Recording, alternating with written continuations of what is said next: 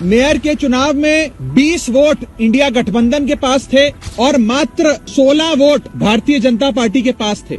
आज जो हमने फर्जीवाड़ा, गैर कानूनी काम, जो इलीगैलिटी चंडीगढ़ मेयर चुनाव में देखी है, उसे सिर्फ और सिर्फ राष्ट्रद्रोह कहा जा सकता है। सबसे पहले 18 जनवरी को होने वाले चुनाव में प्रिसाइडिंग अफसर, जो चुनाव कराता है अफसर, उसे बीमार करके अस्पताल में भर्ती करा दिया ताकि उस दिन चुनाव ना हो। बीजेपी ने अपने ही पार्टी के माइनॉरिटी विंग के ऑफिस बियरर को प्रिसाइडिंग अफसर बनाया।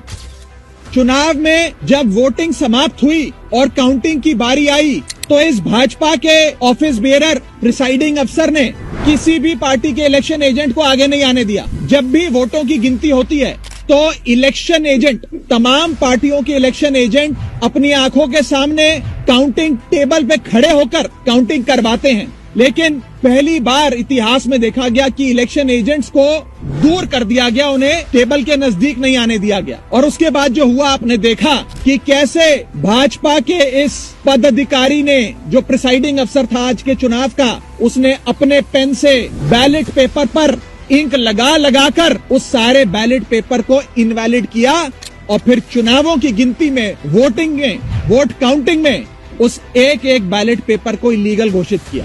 पहली बार चंडीगढ़ मेयर चुनाव में कुल 36 वोटों में से 8 वोट इनवैलिड घोषित कर दिए गए। इतिहास में आज तक नहीं हुआ। ये दिखाता है कि भारतीय जनता पार्टी इतने छोटे से एक मेयर के चुनाव में अगर इस प्रकार की गैर कानूनी, असंवैधानिक घटनाएं को अंजाम दे सकती है, तो आप सोचिए कि लोकसभा चुनाव की हार देखते हुए ये लोग क्या करेंगे। क्या भाजपा इस देश को नॉर्थ कोरिया बनाना चाहती है कि इस देश में चुनाव ही ना हो? मैं बस इतना ही कह सकता हूँ कि भारतीय जनता पार्टी इंडिया गठबंधन से इतना घबरा गई है, इतना डर गई है कि अब वो इस प्रकार की असंवैधानिक घटनाएं, गैर कानूनी घटनाओं को अंजाम दे रही है।